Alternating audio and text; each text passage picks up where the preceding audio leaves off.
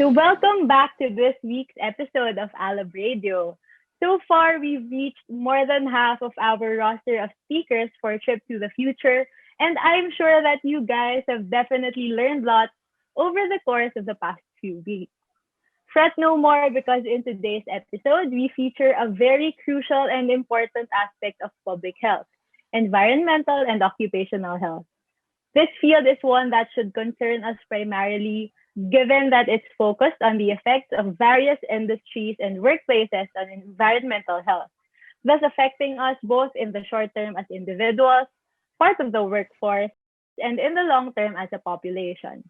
Today, we have the College of Public Health's very own Paul Michael Hernandez, Doctor of Medicine and Master of Occupational Health, who will tell us all about environmental and occupational health and what the field can offer. So, hi po, Doc. It's nice to be with you po today for our interview. Yeah, it's also a pleasure to be here, and hopefully, I can convince some of the listeners here, some of the viewers here, on pursuing a career on either environmental or occupational health. First of all, Doc, would you like to introduce yourself to our viewers, especially for those who are not familiar with CPH? Yeah, all right. Thank you, Shane. So I'm PM Hernandez. I'm an associate professor and currently the chair of the Department of Environmental and Occupational Health. So DEOH is one of the 7 departments of the College of Public Health, and actually my specialty is occupational health. So as mentioned, I'm a graduate of Doctor of Medicine and also completed the Master of Occupational Health program. So I lead a department of 9 faculty members and 6 reps and admin staff. Okay po, let's start na po with your personal journey. Of course, we would want to hear from you po and your experiences being in the field. So upon receiving po your CV initially before the interview, it was really obvious that you have accomplished a lot through the years working in the field. From the start po, I would like to know, were you already sure that you would pursue the field of occupational health? And can you tell us po how you started out in the field? Okay, thank you.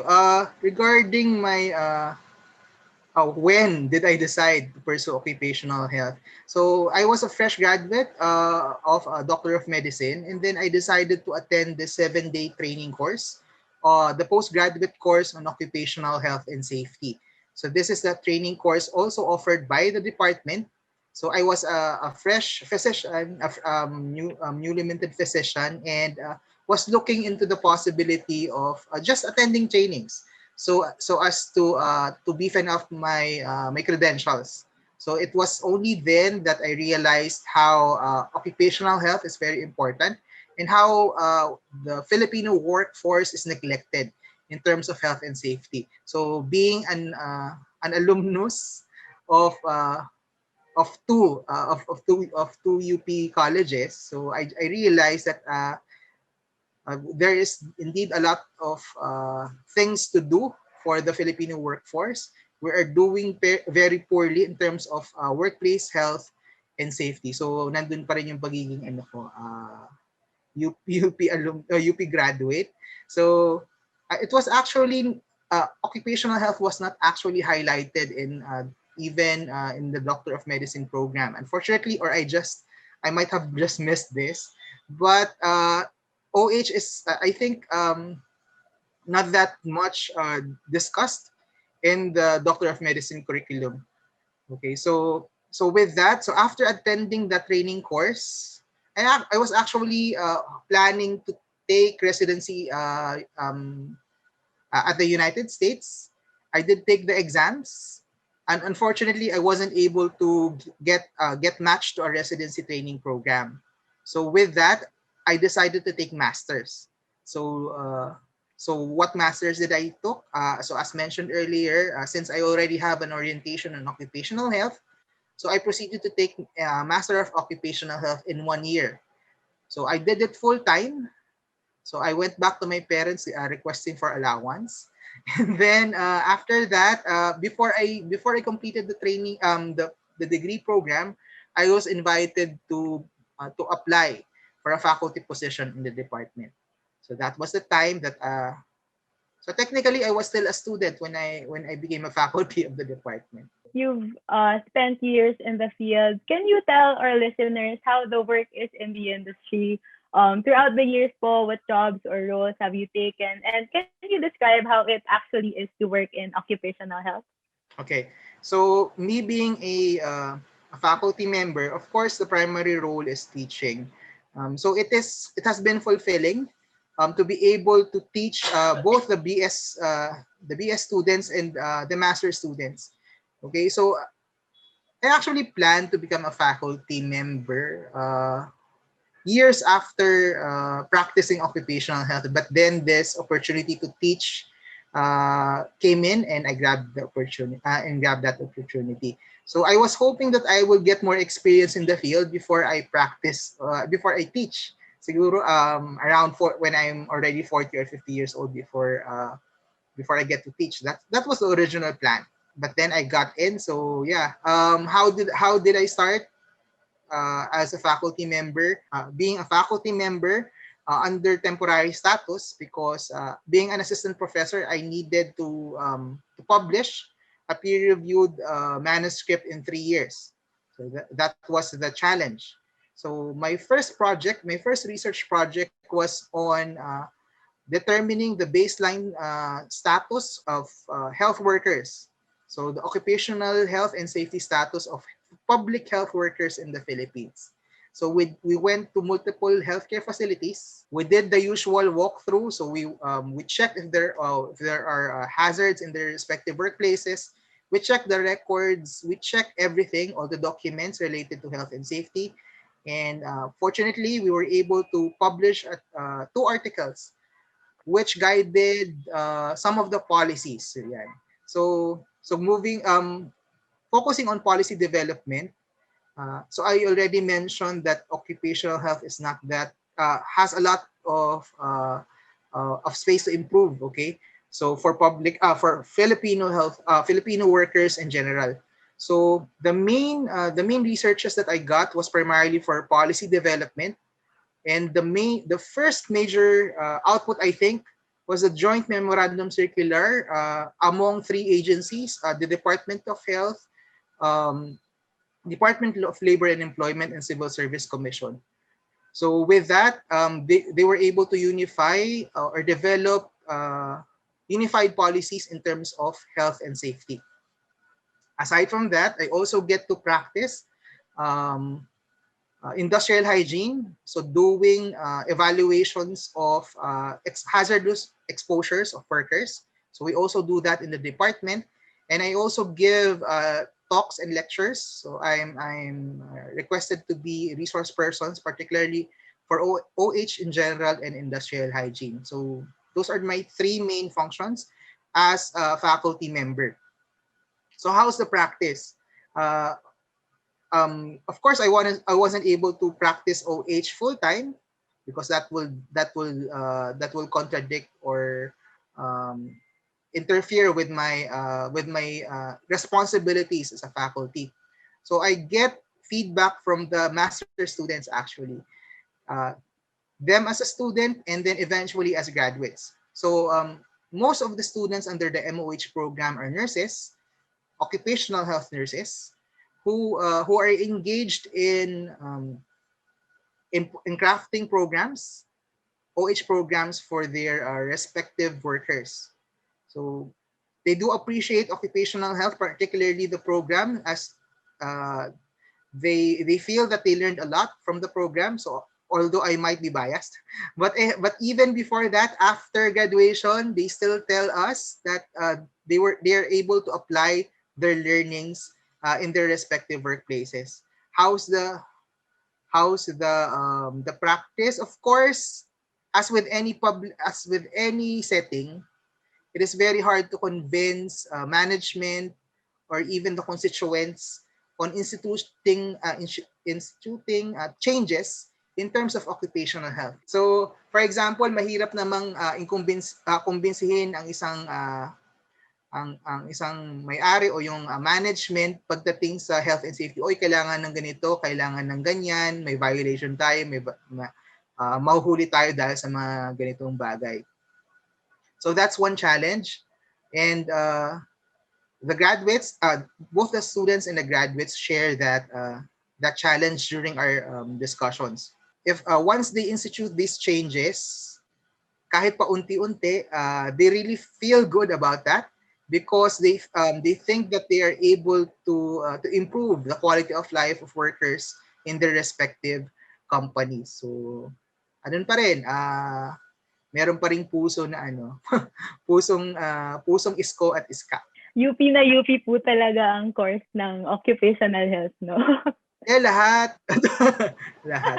I think po we can see from your career and from the feedback of your students, as you've said po, na there are a lot of opportunities talaga given how broad the field is. What opportunities are there po for both BS Public Health students from either the population health or the medical laboratory sciences track, and even for those po who are simply interested in the field? There are required trainings for that so that you can get to be recognized as an OH professional or OH practitioner. For BS Public Health graduates, you will still need to attend the 7-day training or the 5-day training so that you can improve your credentials and get to be accepted as a safety officer. That's one, or even an occupational health professional. Okay, that's on occupational health.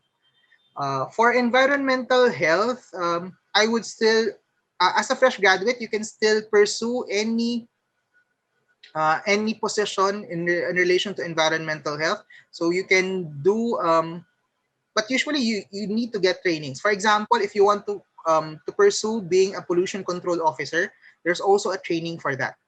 Okay, so you might notice you need additional trainings.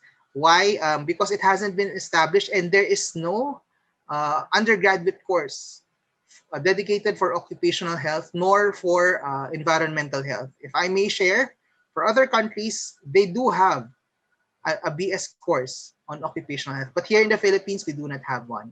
We only have masters. Okay, so if you're going to pursue laboratory, yes, you can do that. And there are various institutions who can cater or who can accept you as lab personnel. But the usual for in private practice for occupational health, you have to take a training course. Even for environmental health, for government agencies, you can go to DOH. You can go to DNR for environmental health. You can also go to Climate Change Commission, Civil Service Commission. You can also go there. And I think most of the BS Public Health students end up in research if they do not go to medicine. End up to as researchers or as workers under NGOs. So those who have advocacies on either environmental or occupational health. So I think those are possible career opportunities. Now that we know po about the many opportunities that are there for us, I think it's also important to discuss the set of talents and skills that can make or break a career in your area. Can you describe po the type of person or let's say set of skills that one needs to have that you think would be crucial in environmental and occupational health? So for environmental health, you can be lab-based or you can be you have to work with people. If you're going to pursue a lab-based practice, you really need to be patient. You really need to be accurate with what you're doing. You really have to minimize your errors when performing laboratory procedures. Okay, so patient, calculating, accurate. For if you're going to pursue a career wherein you'll need to talk to a lot of people, and that will also be true for occupational health because you have to facilitate a cultural change. Yeah, you still have to be patient, still have to be understanding, but you should also be able to lead people. You should be able to advocate for the changes that you want to institute in your respective institutions or areas of deployment. For both careers, you also need to be able to teach. Okay, so either teaching to your juniors teaching to students who would like to be oriented to the field, or even teaching the recipients of or clients of your service. Okay, so you have teaching, you have you have teaching, you have being an advocate. Let's not forget research. Okay, so the College of the BS Public Health program also prepares the students on how to properly perform research while under the program under direct supervision. Okay, so once you graduate, you can still apply to laboratories also as a research associate or research assistant, and then eventually after years of experience, you can now engage your juniors, and you can also become lab managers, particularly if you pursue a master's degree.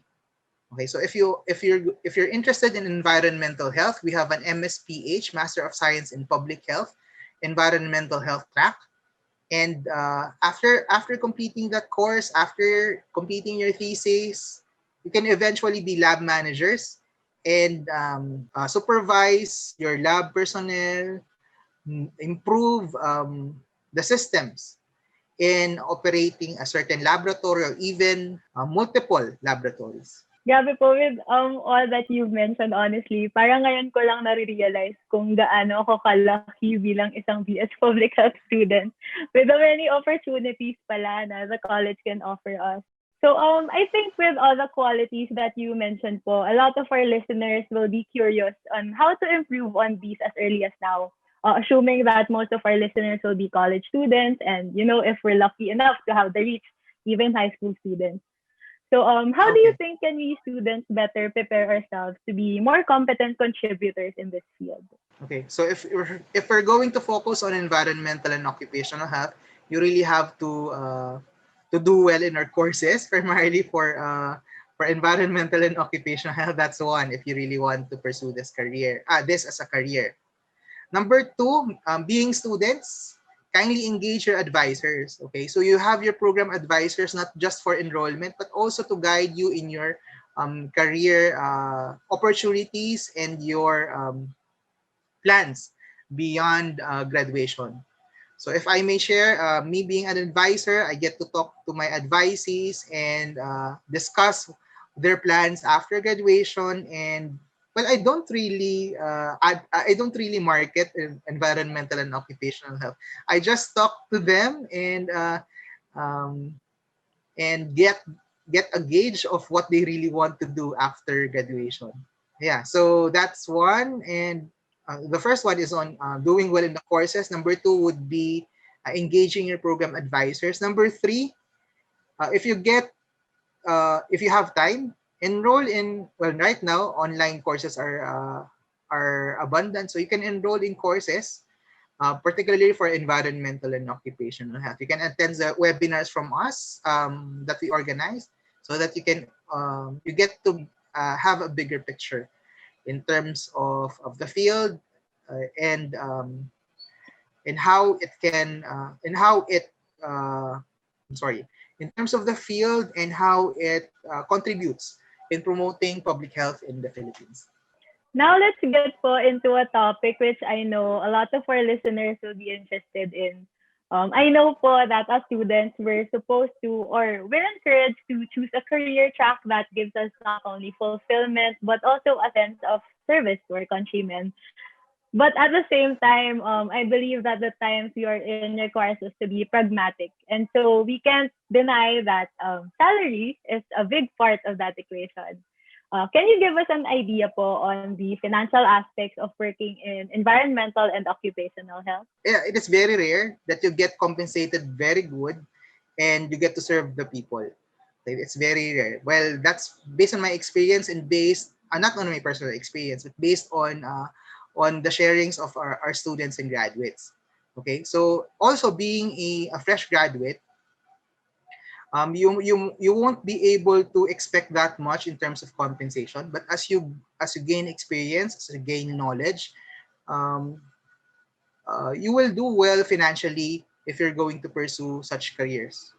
Okay, as with any fresh graduate, as with any worker, management should feel the passion and the perseverance of uh, of graduates like you, so that you get noticed and you get more opportunities for additional trainings and experiences. So don't expect very good compensation at the start. Don't expect very good compensation at the start, but maximize your stay in that institution. Find a coach or find a mentor. Find a mentor in that company and learn from him or her, gain more experiences, grab all possible opportunities for your professional growth. And then once you think that you're okay, you can apply for a higher position, either within the company or outside the company. Okay, so just maximize your stay, and you'll be all right. I'd like to ask po, is environmental health and occupational health a field that values experience? Like, do you think fresh graduates would be able to start their career relatively easy in the field po? Of course, you have the courses. Okay, so when they review your transcript of records, so it states that you already attended courses on environmental and occupational health. But as mentioned earlier, you still need to attend trainings which are focused on either environmental health or occupational health. So I still recommend that you get to attend those trainings so that you can gain more knowledge and experience, and gain more knowledge and skills for the practice of environmental and occupational health. So it might be easier because you attended the course, but that's not enough for pursuing environmental and occupational health. Also, if I may share, some of our some of the graduates also work for us as research assistants or research associates for certain studies. So I think we ended up hiring two. Okay, so in recent years we were able to hire two research associates as faculty members. So you just really need to do well, maximize your stay, get a mentor, and learn from him or her, and then you can either go and stay in that institution or go somewhere else. So for all the graduates, probably after 3 to 5 years of working, consider taking masters so that you can also get a higher position, particularly a managerial position, for you to be able to maximize your knowledge, your skills, and your experiences in terms of environmental and occupational health. Now that we've discussed for the different aspects of what can define someone's decision to work in this field, I'd like to backtrack po to your, personal experience. So looking back, would you have done anything different, or is there anything you would have changed in your professional journey? It can be like a mistake you want to correct, or a decision you think you would have done earlier if you had all the knowledge that you have now. So we students po can possibly watch out for these things and maybe learn from your experiences as someone who's been in the field for years already. Well, me being a faculty member, so I wished I had more consultancy engagements so that I can also concretize the examples that I share in class. But for now, I think having been in the college for 8 years, serving as a faculty, giving expert advice to WHO, to DOH, to Civil Service Commission, to the Department of Labor and Employment, etc. So I think I already got enough experiences on that. As for so that's one thing that I should have done first. And another thing, as with any other field, I would also suggest pursuing or attending trainings on if you're going to be a researcher, research methods. I wasn't able to attend trainings particularly for higher statistics. So that's also one thing that I missed. But I already attended trainings on qualitative methods for research studies. So that's with that, I think I'm a bit confident in doing qualitative studies. Ayun. So number one, get more consultancy service opportunities. And number two, beefing up my credentials on statistics. Honestly, as someone who's still undecided with the path that I would want to take after graduating from BS Public Health, I think it's really helpful that we have platforms like this and professors who are really willing to share their experiences like you. Kasi it helps us, either helps us or, confuses us a bit more kasi we know more about the different fields. And I think confusion is better than being, ignorant to the different fields that we can go into. Ayun, so you do not need to commit after graduation. So you find your calling, find your calling. I forgot. For SS, you can also focus on environmental and occupational health if you really want to, if you're really interested. So that's another one. So your special studies can also, or your thesis for the other students, you can also pursue your researches on environmental and occupational health so that you can get a feel on the practice of EOH. Pero yun, as fresh graduates, uh, hanapin nyo pa rin kung saan nyo gusto. Don't mind the compensation. Don't mind the compensation. Get more experiences. Find someone who you can learn from. You can still contact your advisors, or you can still talk to us if you really need further enlightenment, or we can just guide you on how you can be enlightened. Okay, so my career choice was never occupational health during med school. Okay, it was never occupational health, if I may share. So supposed to go to nuclear medicine, or radiology first, and then nuclear medicine, and then I had the opportunity to go for residency in the United States. I didn't get that opportunity, unfortunately, after my first try. So I pursued masters, and then here I am, 8 years. No, I'm sorry, it's not 8 years. It's already 2021. So I had my 9th year anniversary in the college already. It was early February. So 9 years na ako. I think I learned a lot, and I somehow contributed something, and hopefully I can still continue to inspire students and assist uh, policymakers, companies in promoting health and safety of workers in the Philippines. With that, Doc, what is one thing that you think you can say to be able to convince more students to go into environmental and occupational health? Maybe the same reason why I'm here, why I pursue this career. So if you really want to help, the Filipino workers are really not doing well in terms of health and safety. We have, fortunately, we recently enacted the RA 11058, or the OSH law of the Philippines, to try protecting further the workers. But of course, aside from the law, we can do more as public health professionals. Public health professionals should not aim to comply with the law. We are here to promote health and safety, to promote public health. So for environmental health, aside from the environmental factors, we also need to consider the socio-cultural determinants of health. For example, you want people to observe proper waste management. Ano na, halimbawa lang yun, land pollution. You want people to observe proper waste management, but we do not have enabling factors for that. Okay? So for example, kailangan pwede ba kayong gumamit ng wag na kayong gumamit ng plastic.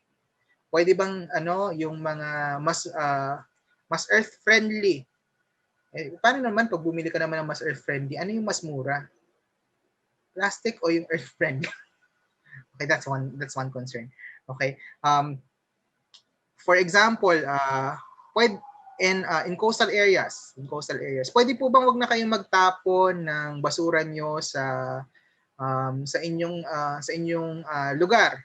Wag na kayong magtapon diyan sa dagat kasi mapapasama ang dagat, maapektuhan ng mga isda, ganyan. Pero wala naman silang means on how to improve their waste management. There's this community. The leader asked one of the settlers, Bakit ba kayo tapon ng tapon? Sinabi na namin na na huwag kayong magtapon sa dagat. Sabihin na ang sagot ng isang resident, bakit po kami titigil kung yung katabi namin hindi naman tumitigil.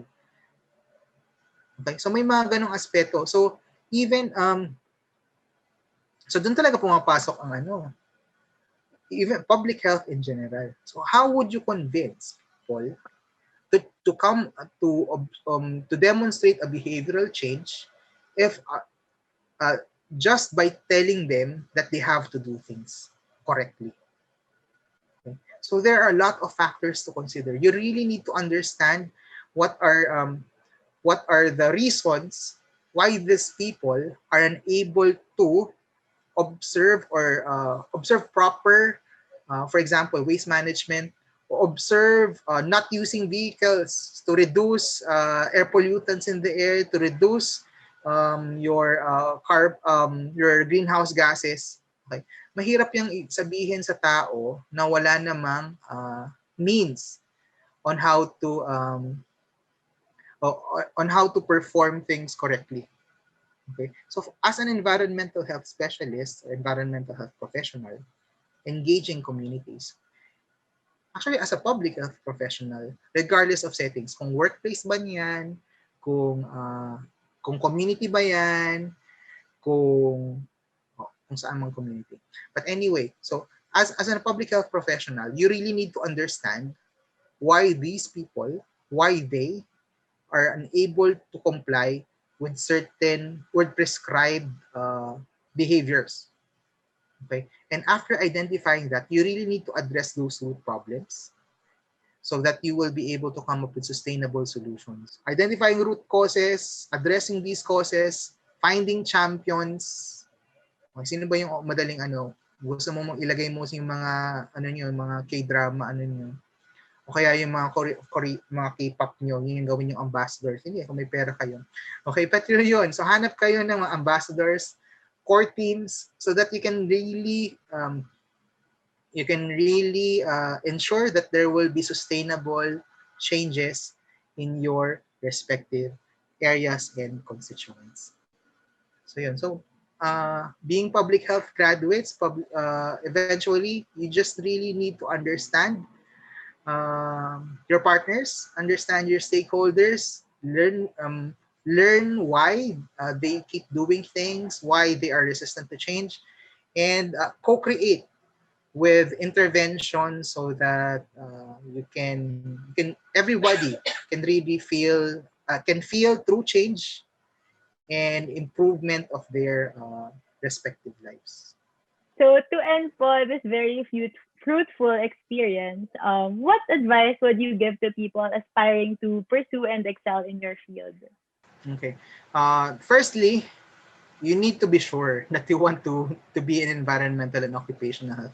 Being a fresh graduate, that's all right if you're not yet sure. If you're not yet sure, go attend all the trainings that you can.